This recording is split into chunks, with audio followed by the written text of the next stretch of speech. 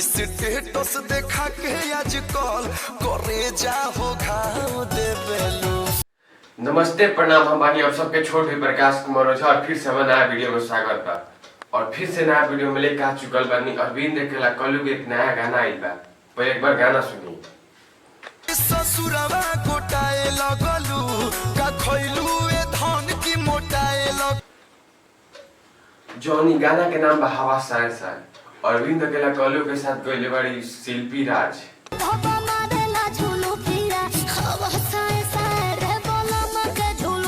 पीछे से आवाज दिले बाड़ी शिल्पी राज गइले बाड़ी अरविंद अकेला कल्लू के साथ। म्यूजिक बड़े बड़े प्रियांशु सिंह और कमाल के म्यूजिक बड़े बड़े। और वीडियोग्राफी बहुत तगड़ा। वीडियो देखिए इतना खास लागत है। वीडियोग्राफी कहीं से काटे लगे नहीं। गाना के नंबर की बात करी तो गाना के नंबर 10 में से 10 देम। एकरा में अच्छा पॉइंट गाना में लिखल बा। गाना के हाई लाइन सुनी जो गाना के चांद लगावत एक बार हाई लाइन सुनी।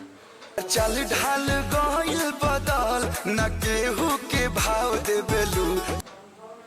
और गाना कैसे काटे लायक नहीं है और बताई ये अरविंद अकेला गाना कैसन बा। और गाना हमार पर्सनली बहुत अच्छा लागल। कमेंट पर बताई गाना कैसा लागल। चलिए धन्यवाद। नया वीडियो में लेके जय।